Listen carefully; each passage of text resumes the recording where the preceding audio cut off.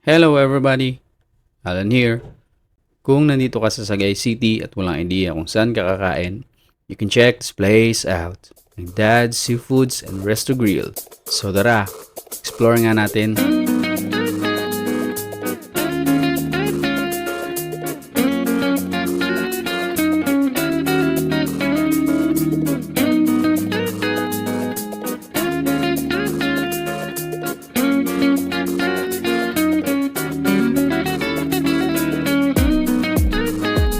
So ang Dad's Restaurant is located at Puro Cruising, Barangay Poblacion 2, Sagay City.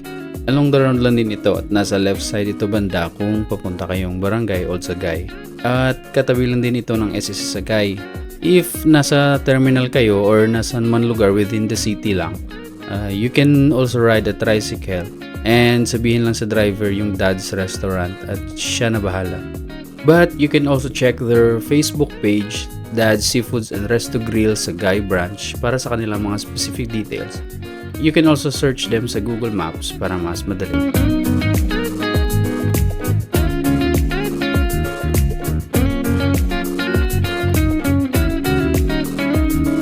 So when it comes naman sa place, for me, ang ganda rin kumain dito kasi they built it na open lang yung sides, so natural air comes in palagi.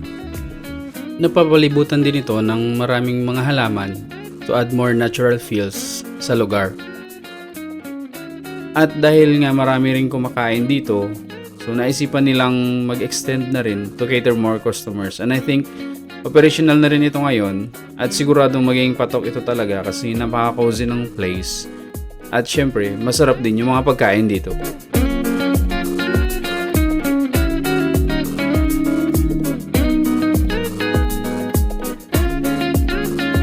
And speaking of pagkain, tara guys, mag-order na tayo ng makakain.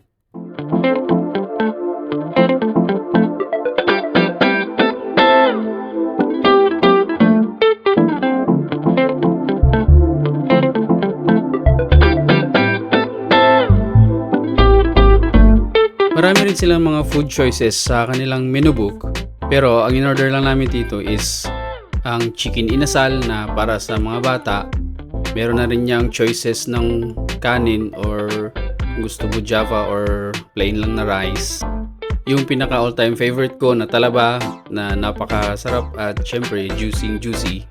Isang serve din ng chop suey na napakasarap din. Sizzling sisig with rice and pwede ka rin mag-order niya ng solo na without rice. At syempre, ang putok-batok na crispy pata.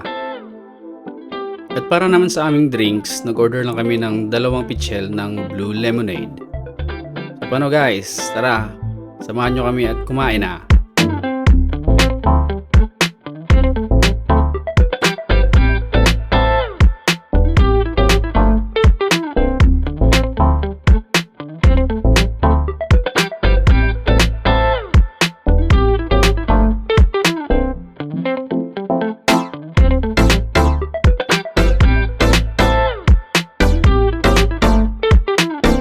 Guys, I hope nag-enjoy kayo sa panunood at nabusog rin ng mga mata nyo sa masasarap na pagkain.